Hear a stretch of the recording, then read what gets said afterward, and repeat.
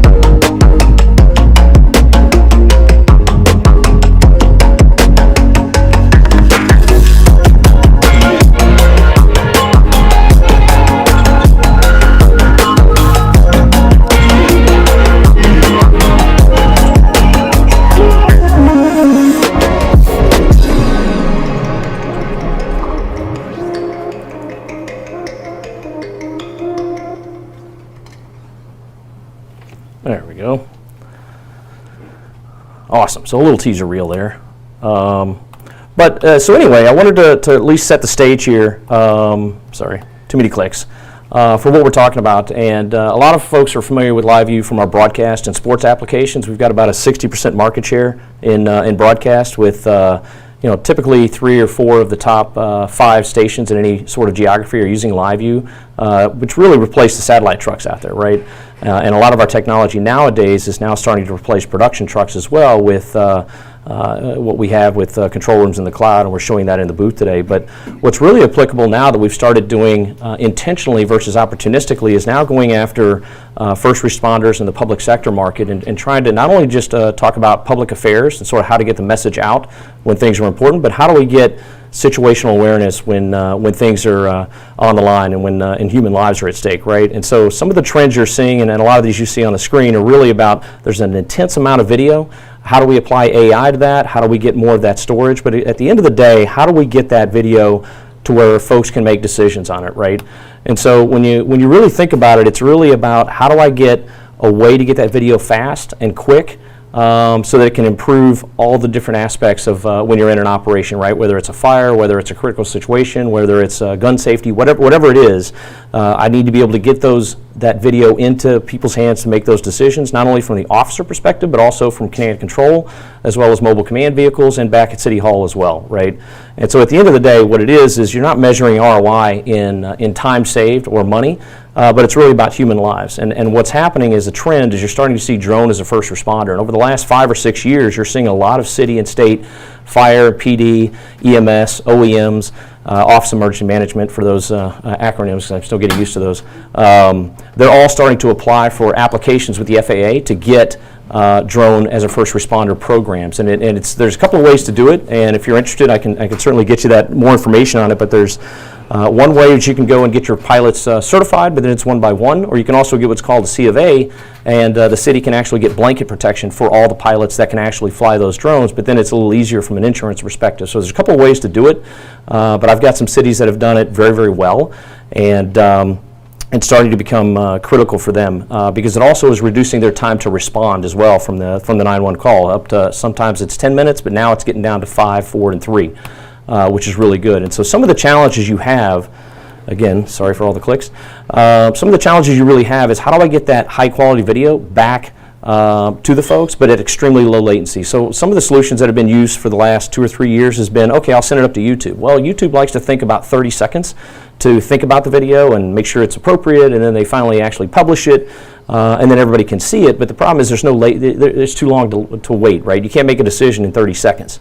The other thing too is, okay, now I need to be able to make sure I've got an IP stream wherever I'm at, and usually I can't go and find a network connection or a Wi-Fi source when I'm in the field, and so it's the idea of I need a fast, low latency video, but I also need it quickly, and and I need to be able to share that with up to 20, 30, sometimes even 40 folks at the same time to make it simple. And I also can't have them worrying about user authentication and SSO and all this other stuff. It's like, you know what, just give me the video.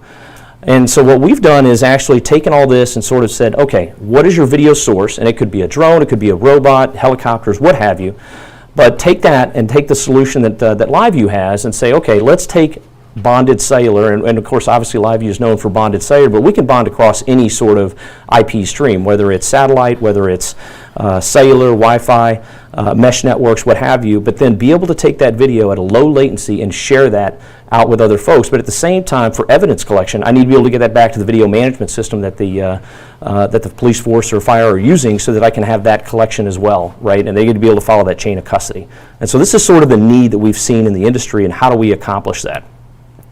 And so what we've done is, and Kung's got one here on the table here, we'll show in just a second, but it's really just a portable encoder, right? It's running on 4G and 5G cellular modems. It can do up to 4K, so the quality is there. So it's basically taking broadcast technology and apply it to this use case. And the nice thing is it runs on battery, can go up to 3.5 hours. You can get a DTAP cable for those that have cameras that are, Anton Bauer or a V-mount and sort of run off, even longer on battery. So the idea is it's always going to be in the field. I don't need a network connection on it because it's going to go across cellular, so it doesn't matter if it's moving.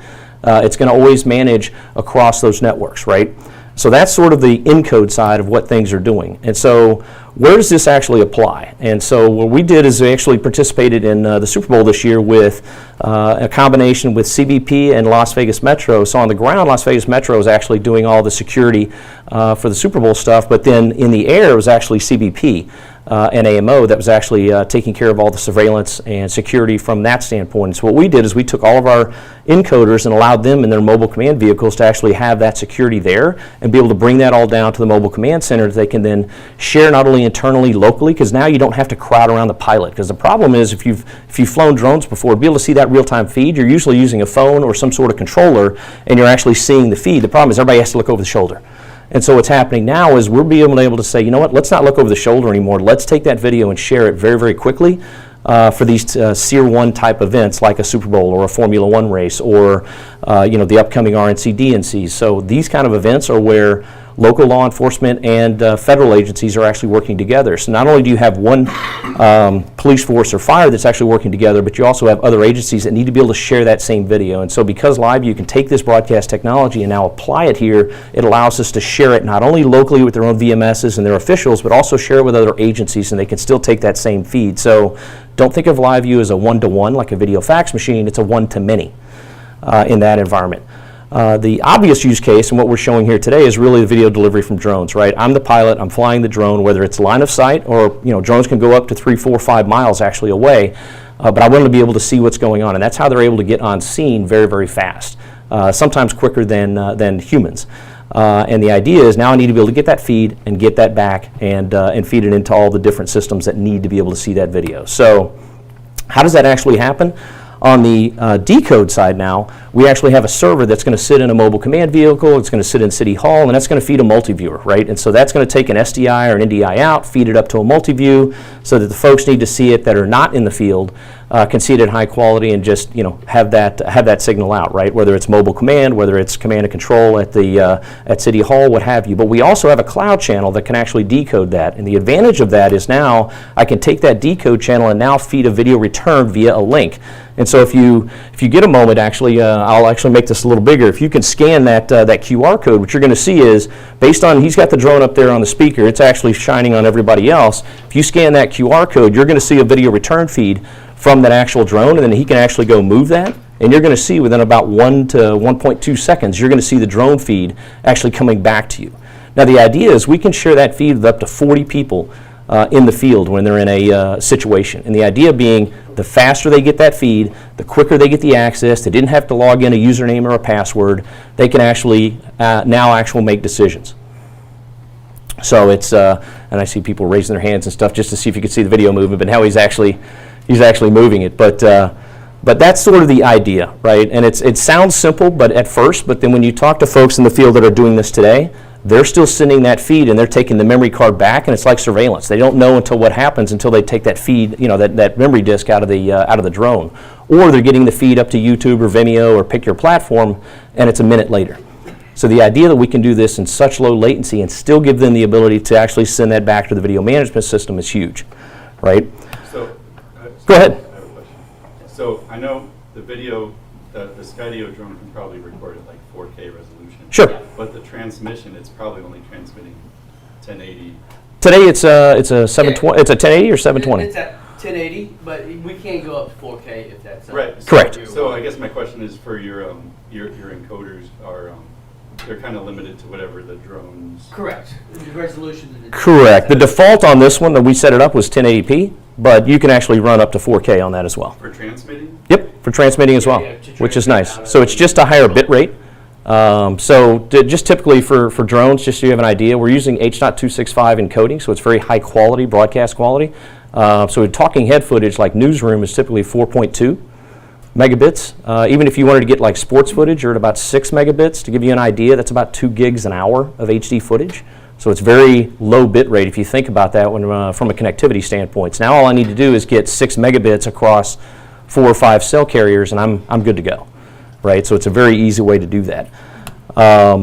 So the nice thing is, basically what we're taking is the drone controller, same thing he's using to fly the drone, we're going to pick that image and give it to everybody. Right, and so the nice thing is you're going to be able to see not only the camera footage, but you can also see the the infrared as well, which is nice. So if I want to see what's happening in a fire, and I don't have any videos of fires, but the idea being you can see where the hottest zones are because it's actually brighter, or the cooler zones are, and in some of these drones it actually give you temperatures and readings, right? So the idea that I can share all of that with whatever's happening on the scene. I was at Jersey Access Group last week, and the fire department was showing where they had a boat on fire, but they were actually able to see through the portholes of the different parts of the ship which ones are hotter and which ones weren't before they send people in to sort of help put that fire out. So it's a very nice way to share that video. And of course, what ended up happening is they shared the video, and then the Coast Guard got it, and then they gave it to the local broadcaster. Like, wait, that's our drone feed. How did that get on the local Fox station, whatever, right? So they're like, wait a minute, okay. So, brand your video. But the idea being that you can share this video and have everybody get access to it, and that's really the secret sauce, right? And so we're just the transmission. So where does this really apply? It's really all parts of law enforcement or emergency medical services, but surveillance, search and rescue. So on the smaller unit, this is more of a drone workflow, but our bigger unit you saw in the video, that was the one that actually had a car mount to it, which you normally see a mobile journalist would have then at a car mount, an SUV, and they go out and do remote hits, but you also see that car mount in the helicopters. And so we can go up, depending on the terrain and the location, you can go up to 1,000, 2,000 feet in a helicopter and still get that high quality signal back to the surface, but also on that other unit, the 800, you can actually bring video return back, so they can actually see who they're talking to and get a video return feed back into the helicopter, which is huge in some of these situations. And so this is where we're seeing this apply. And again, I don't know that I need to repeat all this, but the idea is that you can get all this video to be able to have 360-degree view of what's going on in the situation, right? So it's reliable, it's using the bonded cellular, and again, most places are going to have bonded cellular, but again, I would say the advantage to LiveU is really the idea that we have LRT, right? And LRT is sort of LiveU's reliable transport. It's our bonded technology that's sort of patented, but the idea being that whatever IP pipe you give us, we will spread those data bytes across those IP pipes. In this case, we're spreading it across all 3 domestic carriers, AT&T, T-Mobile, and Verizon. If we were in Canada, it would be across, those providers there. So it's always local based. But the other thing too is it can actually still tie into satellite feeds. It can still tie into Wi-Fi and LAN. And in some cases, for hurricane coverage, for example, in Florida where I live, when cellular's down, power's down, they can actually use OneWeb or Starlink and feed those into the unit and still get a signal out, right? So no matter where you're at, as long as I can get an IP stream out, I'm getting that video out. And LRT is what's really doing the bonding to sort of load balance against whatever IP you give the signal, right? And again, we've got a lot of customers around the world. Some we can talk to, some we can't. We're actually based out of Tel Aviv, Israel, or our headquarters. And believe it or not, actually our biggest customer there is not the broadcasters, but actually the first responders. We've got hundreds of, if not thousands of units across the military, the IDF, the police, the fire, all through there. And it's starting to trend over here in the States as well. It's just a lot of the cities are starting to realize, hey, it's great to have drones as a first responder, but how do we get more of that video accessible by everybody in a low latency environment, right?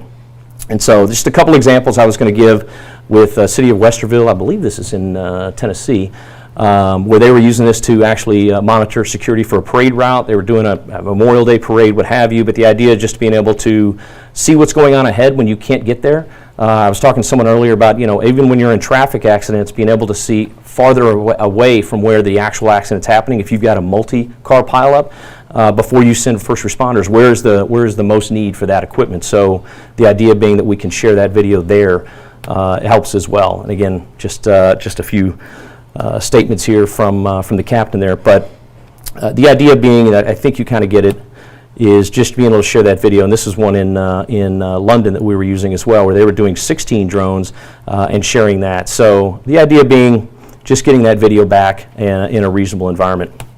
I'll get back through the next one. So if you want to learn more, we've got this at our booth as well, but also I'll share this with the DVG folks who can share it with you, that we've got a web page dedicated to this. We've got a one-page overview, but then there's also a lot of blog articles we've wrote on Police One and Fire One and some other places where just how do you use live video in situational awareness. And actually we're using a Skydio drone here, but it's not drone specific, right? So we're just taking a video feed out of the drones today. So whether it's USB-C or HDMI, SDI, whatever the drone is giving us, we're actually, the next version of this encoder unit that we're going to have is going to be an IP input, because a lot of the newer drones are actually coming with IP only out these days. And so we're going to have an IP version of that same encoder today that's based on SDI or HDMI, but eventually will be an IP only version for those newer drones that are coming out. So that is what I had to say there. I will say one other thing that I didn't put in the slides, but it was really about the other place we're seeing this apply is for DOTs, Department of Transportations, and power companies. What's happening is for them to do site surveys, and basically every day of the year they're sending out teams to go survey bridges and dams and power lines and what have you. And the idea is, how do they get that back and go, where do we need to fix and make repairs? What's going on with the bridges, for example? And so what happens is there's software companies out there like GNext and others that will actually build what's called a digital twin. And so what they do is they take the drone, they go fly it all around, they'll take the live video and feed that into the cloud so they can get a preliminary image. Then we'll take all the actual footage off the video card, use that unit, slide the card into that footage, send that all up to the cloud, and then the cloud actually with AI takes about, 6 to 14 hours depending on the amount of footage to build what's called a digital twin of that bridge. And what will happen is it'll go, oh, well, there's cracks here.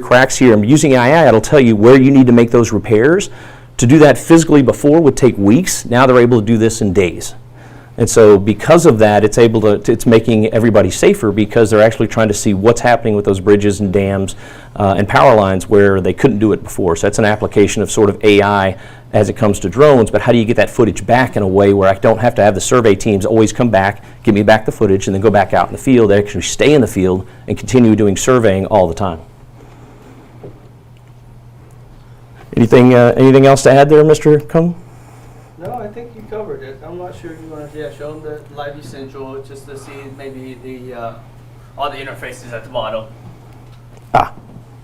So, we're looking at one of the units right now, the 800 out front, just showing you the different cellular modems, the different bandwidth distribution.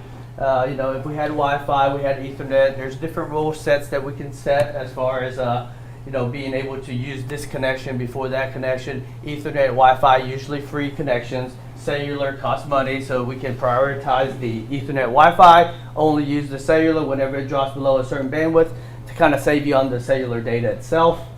What we're looking at is LiveU Central. It's a management platform, command and control through the web. Anybody that has internet connection can log in, start and stop these streams, do basic configurations, but just kind of be able to kind of monitor everything from wherever you're at. Yeah, that's kind of it. Any questions? Sure.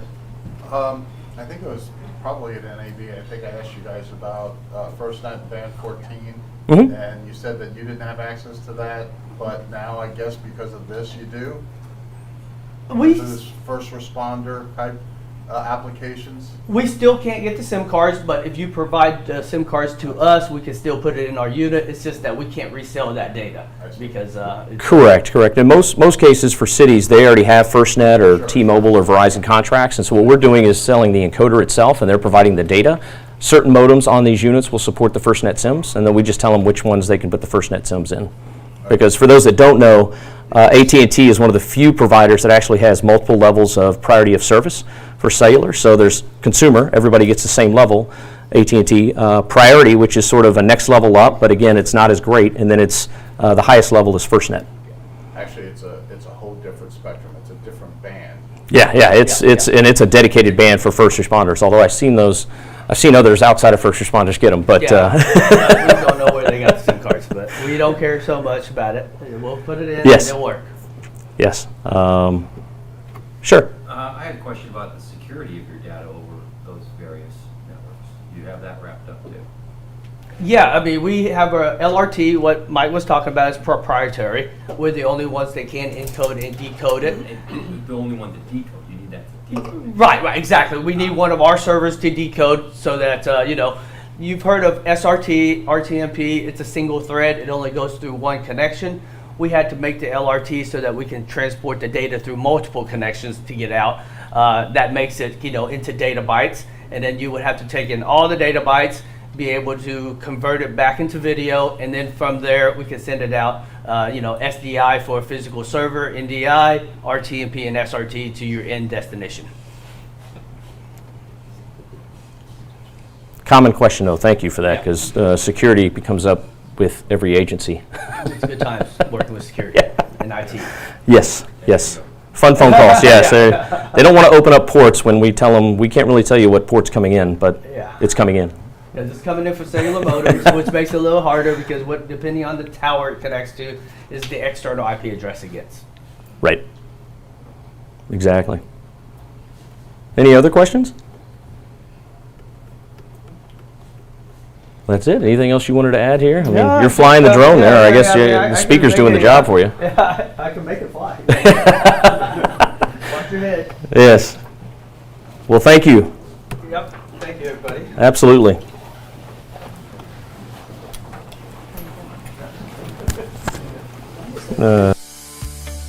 Is it off or on, or if it's mute, or? What did we end up using? 30? Yes. I wasn't getting my feet. Did you try? Did you hit the play button after? Yeah, I did. You did, and it didn't go anywhere. I was gonna say, well, hold on. Yeah, Let's. try it because Where's the? it should have worked for most of them. There it is, right there. So I don't have my phone's flying. So let me. Well, you your have phone. to keep it. Our industry, including Sony, Let me see which bandwidth looks like. Panasonic, Okay. Hitachi, Let me just Canon, try it and online many real more. fast. Seminars with guest speakers. Oh, wait, I'm gonna covering a point it number of towards something topics so you can ranging see something. from 4K to video over IP. Register today at Digital Video Group. Is that the right link? No, it wasn't. I pulled it I'll up. go back and we'll do this again. Yeah, I pulled it up. Loading preview.